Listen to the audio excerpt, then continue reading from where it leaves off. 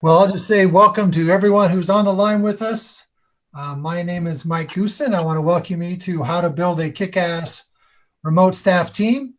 Today, I am I have Shawn Parikh with me, Ted Rosedale, and Sia K, all individuals who have some input and some idea about what it is to successfully integrate your on-site and offshore team together in a way that is most successful. And so with that brief introduction, I'll let, who would like to jump in and kind of broach this topic to begin with here? Can I, yeah, go please? Ahead. I see that hand. Okay, all right, thank you. So glad take it away. that you noticed me out of the crowd. That's very Yes. encouraging. We're off to a great start. All right, so welcome everyone, and thank you for the introductions, Mike. Just delighted to be here with Shawn, Ted, and of course you, Mike. So the topic for today is integrating your offshore team with your on-site team, something that is a very important topic, frankly. And so everyone's got some good, valuable information that hopefully will be of some use to all our attendees who are watching the program.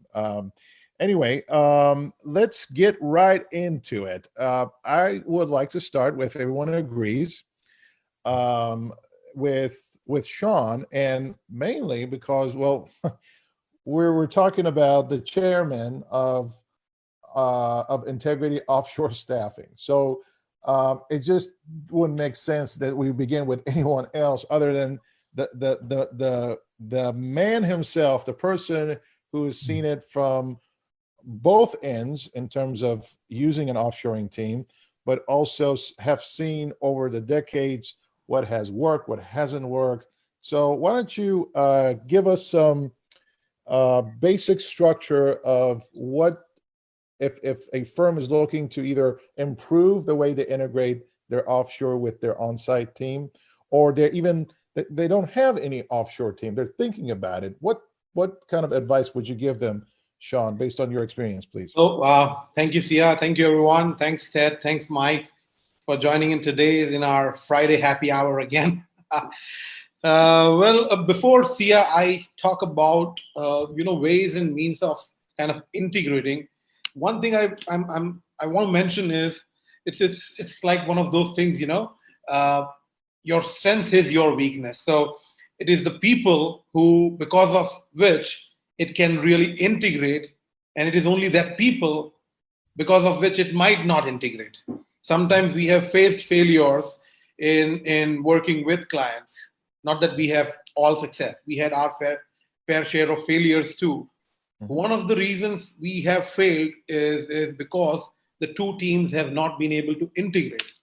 Mm-hmm. And the reason is people, which are at the core of it. And the reason they would integrate, which is very important, is this people. So that's, in fact, I remember this funny incident.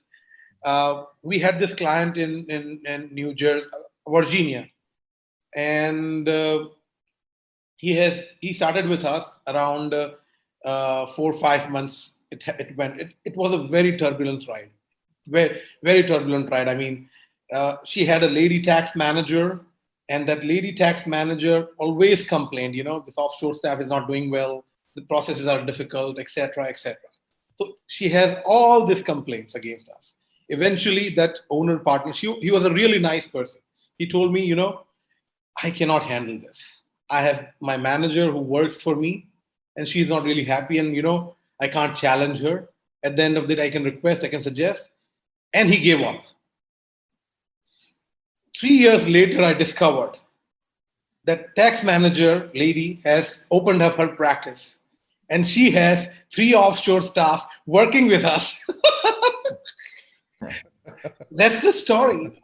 Wow. And this is what I discovered from that lady itself. And what I further discovered, that gentleman who we lost as a client has closed his shop. He retired. So Shawn, what do you think? Okay, so that's very interesting. That's a fascinating story, by the way. So what do you think happened when the gentleman had his firm and it didn't work with him, and then his previous employee started his own business, and it works in beautiful ways, was what I'm hearing. What was the contrast between these two? Well, one of the reasons when you sit on the owners and a partner's chair, your perspective changes. Sure. That is one difference for sure.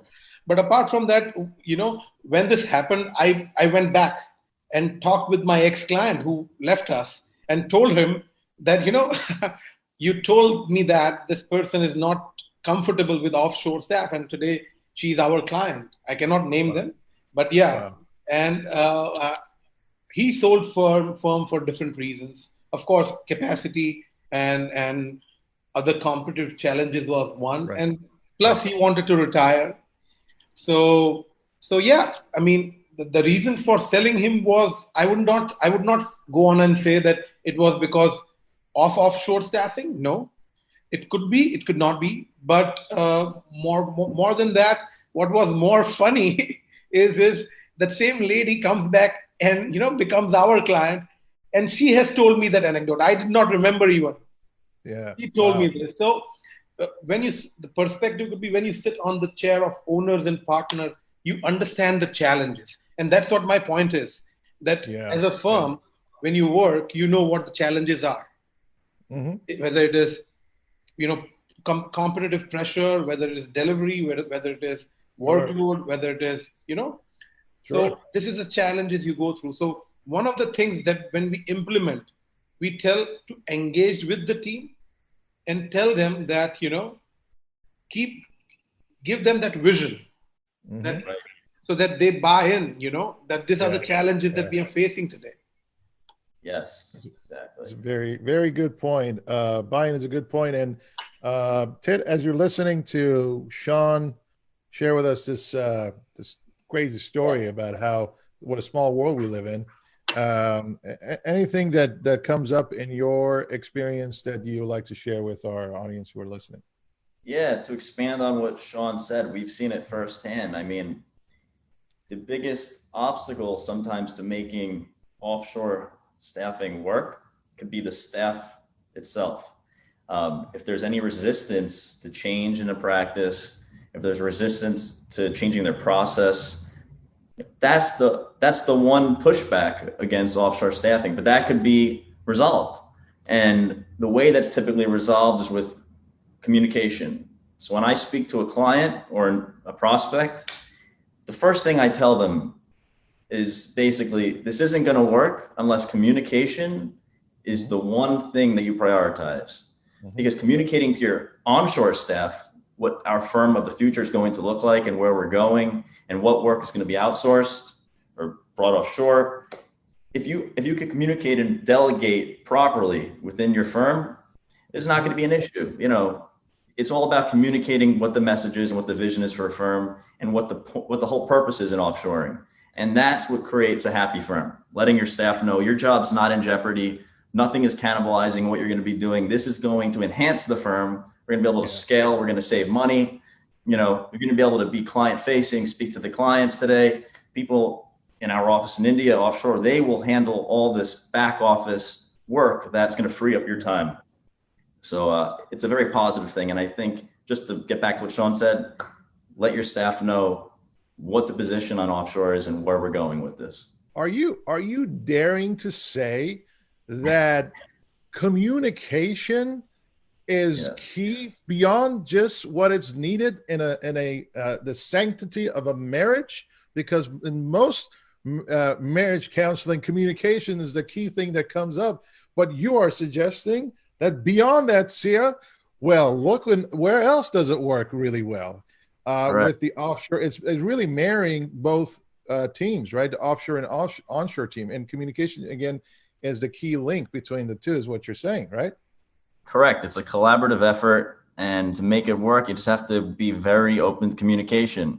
But Shawn, we've seen this. The only times this relationship ever fails between an onshore office and an offshore is when the management doesn't know how to manage the staff, or doesn't communicate to the people onshore, what the relationship is. So yeah, it's completely a Yeah, communication. the responsibility is on both the sides. But yes, the larger failures are from the onshore team. The reason is this: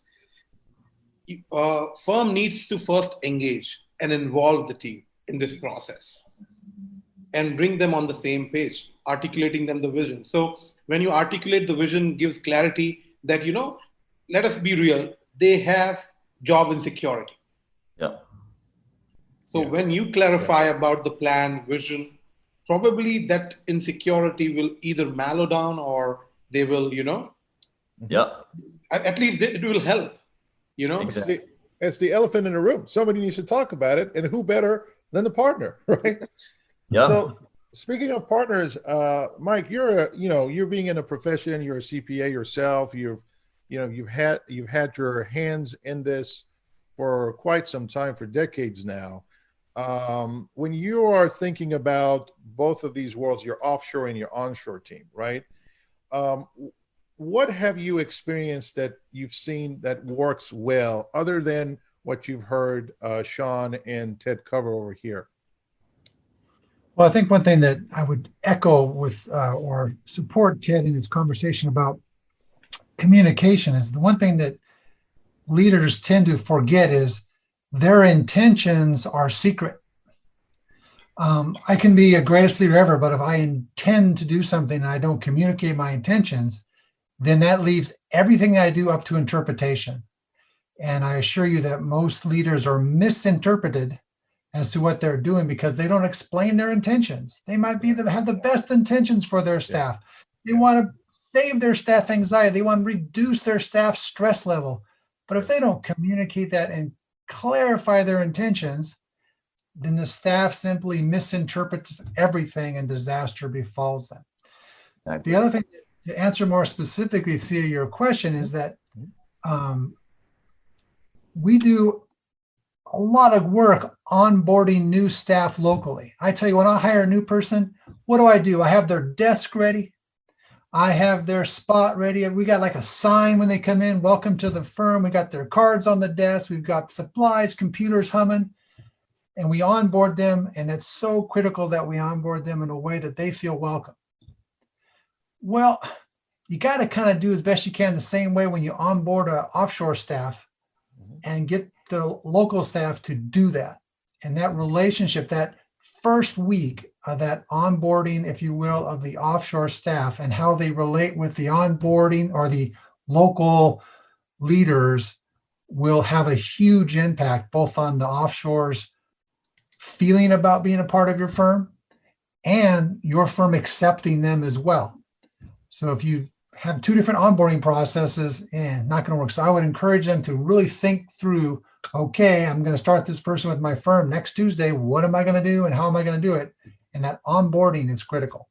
Yeah, I mean, that's a very good point, Mike, because what you're really saying is that, look, what's good for your onshore team is good for your offshore team.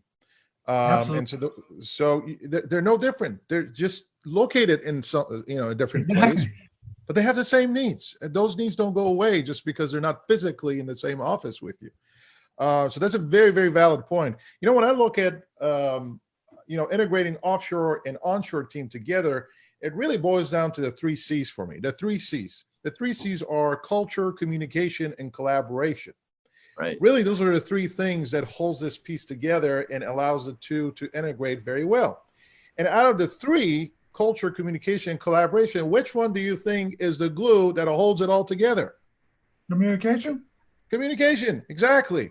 Without communication, you won't know anything about their culture or would be able to properly communicate what you understand. Without communication, you won't be able to collaborate well. Yeah. And when I think about these things, guys, I just think about, look, the number one enemy in any business, it doesn't matter, even if it's not an accounting firm. This will apply to your clients, your business clients, if you're watching. It's isolation. Isolation is the enemy of the business. Now, that isolation could be with the partners. Isolation could be with the onshore team, with each individuals. And isolation could be with your offshore team. Any type of isolation is an enemy of the business, because what isolation does is it kills communication. The very thing that all of us have covered here.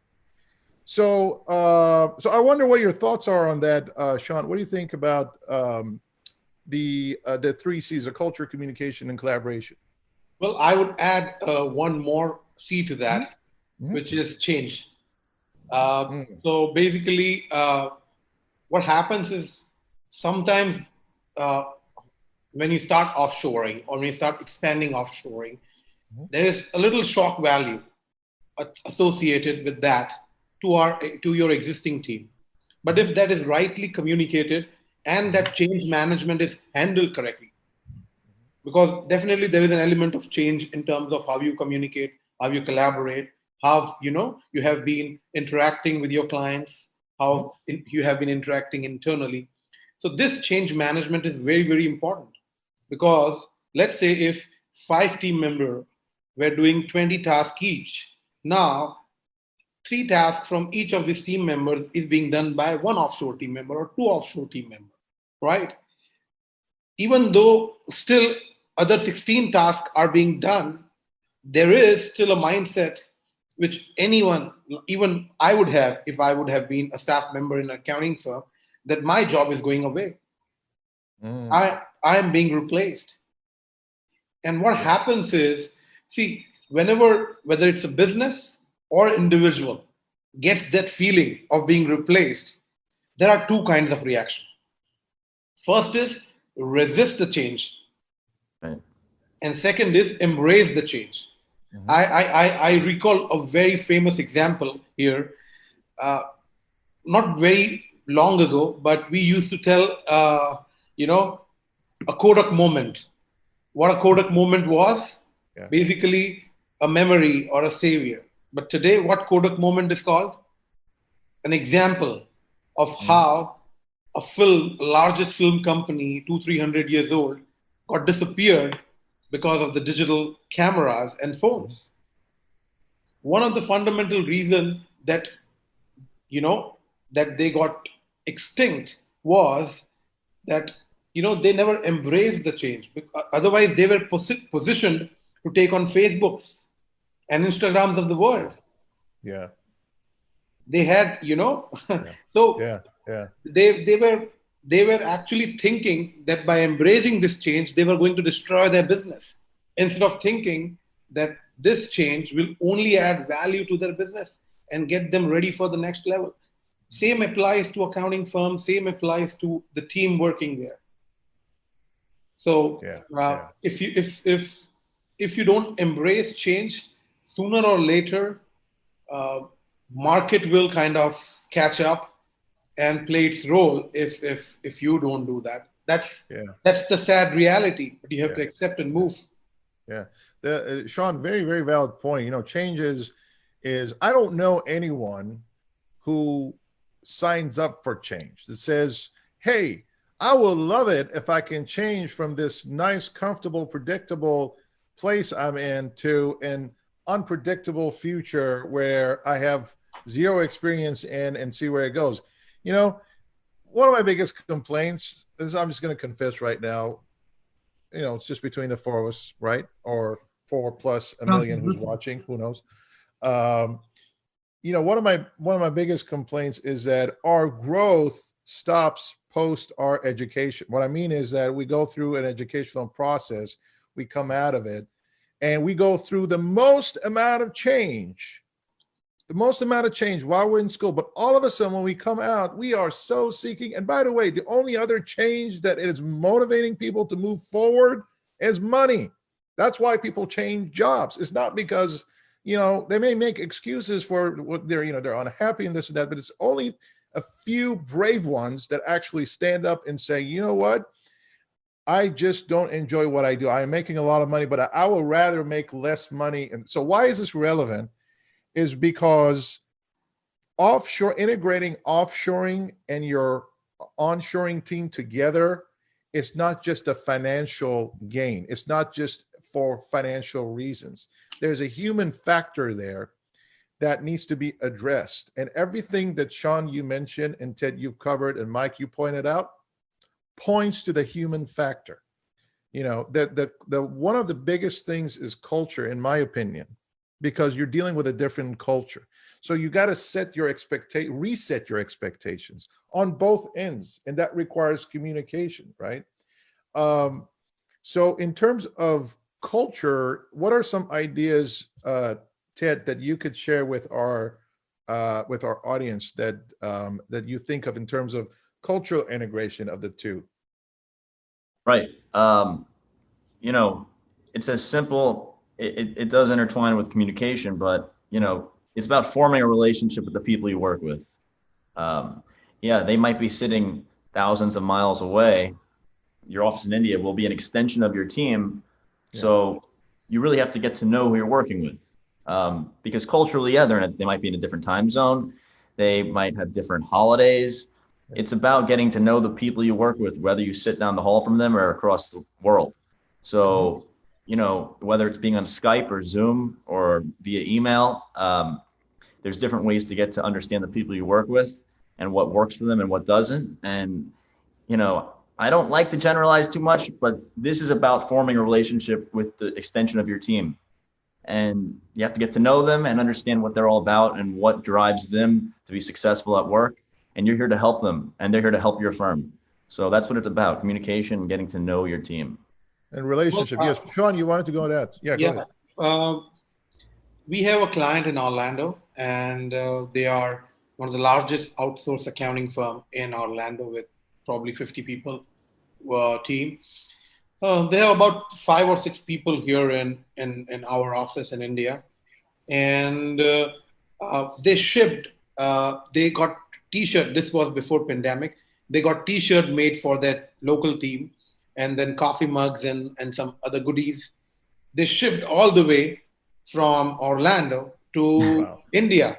I told them, well, the cost of shipping is much higher than the cost of yeah. But no, it's not about the money. It's about what you said. It's about the relationship whom you're working with. You know, sense of belongingness, that we are a part of the same team. We are working towards a common goal, which is, you know, betterment of the business. So, yeah. It's about investing in people, right? So, Mike, when you think about all the times that you have taken the time to intentionally invest in people you work with, whether it's spending time with them and explaining things, whether if it's a formal training, whether if it's, you know, just being patient with them, if nothing else, right? To give them the room for them to gain their experience. What have you seen? How has that, how has that been coming to fruition for you in your experience?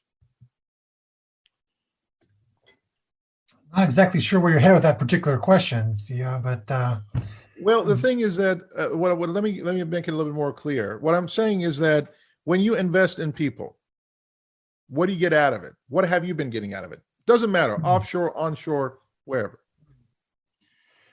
From a leadership perspective, what people are looking for from their leaders and the way that they build trust with their team, be it local or distant, is the trust is built on compassion.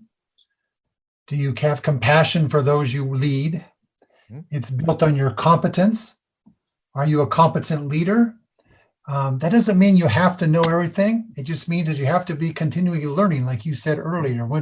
Just because you have a master's doesn't mean you have to stop learning. CPAs, you know, we're learning. We have to do continuing education constantly. We're always learning new things, and that demonstrates increasing competency. So trust is built. And then the last part of that is the integrity. Do you have integrity? Do you really do what you say? And so having integrity, compassion, and competence together will build trust locally and distant. And by sharing that and by revealing yourself to your team, wherever they may be, as best as you can, you're going to have a integrated workforce that's going to be all on the same page. Can I interrupt, Mike? I'm going to ask you a very, very tough follow-up question. Are you ready for it? Are you ready? Here it goes. Would that work in New Zealand? New Zealand? Yes. Of course Would it we work would. in New Zealand? Absolutely, because Okay, hold up. Here's another question. Would it work in China? Sure, because I'm talking about the Okay. basic factor of trust and leadership. Would it work in India? Anywhere, absolutely. Anywhere. Apologies for being A little bit facetious, but that's okay. The point, to answer your question in, kind of a roundabout sort of way, that the culture and the integration and the success is really largely dependent upon the leader and how they treat and support people. Yeah. You have to be supportive. You have to have their back, and if they know you have their back, you're going to get results that are very high performance, no matter where they are. Yeah. I remember a story of a particular partner who was having difficulty with their offshore team. And just by chance, just looking at his Facebook posts, I came across in a private group, I came across a comment that he was making that I don't understand these people and why are they taking so many days off work? It seems like they have a holiday every other day. And I just don't know why are they not working as hard. It's just the culture. It just seems like they don't have it. It was a very, very derogatory comment, right? And it was given in a quote unquote safe private group, but it exposed the attitude, the perspective of that partner. Right. Even though they didn't quite express it that way out in public, but internally, if that is the way you view another culture, another team, there's different systems and processes in terms of there's different structure in the society in different parts of the world. And they will be different undoubtedly with what we have here in the States. So if you're not able to somehow reconcile with that reality, then we have bigger issues. And you know what, with that particular individual, it was no surprise that we had issues not with just the offshore team, but with the onshore. Oh yeah. Yeah, that lack of integrity sure shows at home as well. Yeah.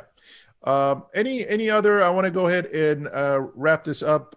Any last comments, Shawn? You want to go ahead and Well, the comment last is, sometimes when you evolve, it happens that some people, fall off that path of success or growth or sustainability. It happens.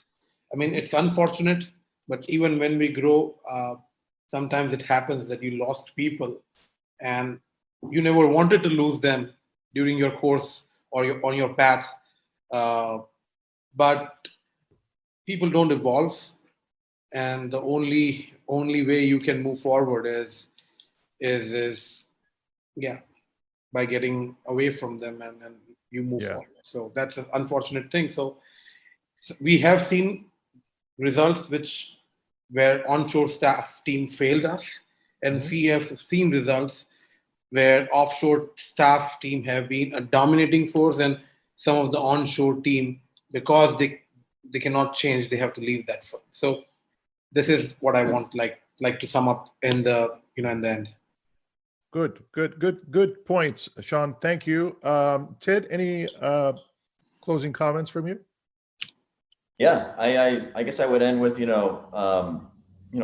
offshore staffing is a solution for a firm with the right mindset, and like I think we've all touched on it, just, the management style of the leadership.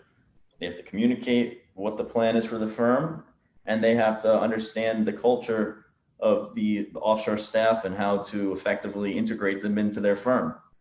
And if you could communicate that this is a positive thing for your firm, and this is the work that they're going to be handling specifically there, it's going to be a very positive benefit for a firm. It's going to help the firm grow and scale. It's going to increase profitability. It's a great solution when you could do it the right way. Yeah, if you put the effort into it, you'll see the results. Absolutely. I'm going to make a few comments and I'll pass it over to you, Mike, for your closing arguments, as they say, right?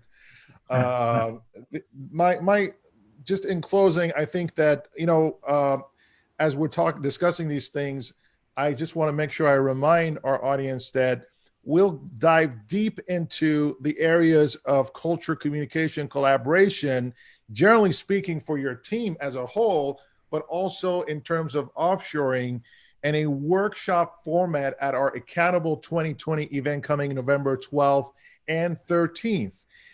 You will see Shawn there, you will see me there, you'll see a lot of the other leaders of the industry diving in deep into your operations and the business performance of your firm.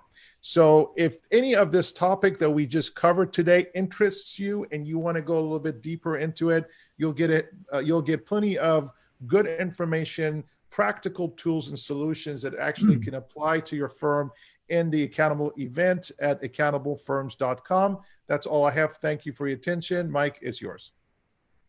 Joel, thank you. Thank you for the reminder of that event coming up. And just wanted to close out today, thanking everyone on the podcast today. It's been great to have you. I'm sure we'll see you all again real soon. And just the final thing, I just want to remind folks that, today is a solemn day in our country. This is the day of September 11th. 19 years ago, our country had a terrible situation where we were brutally attacked by a group of people who just didn't care about human life. And we remember those that were lost that day, and we remember, I guess we just remember those that were lost that day, and just have this day as a solemn reminder that life is precious, and there's more to life than having a great CPA firm. So it just do well, stay healthy, and be safe out there. And we'll look forward to seeing you next time. I'll have a great day. Take care, everyone. Thank you all for coming in. Thank you, everybody.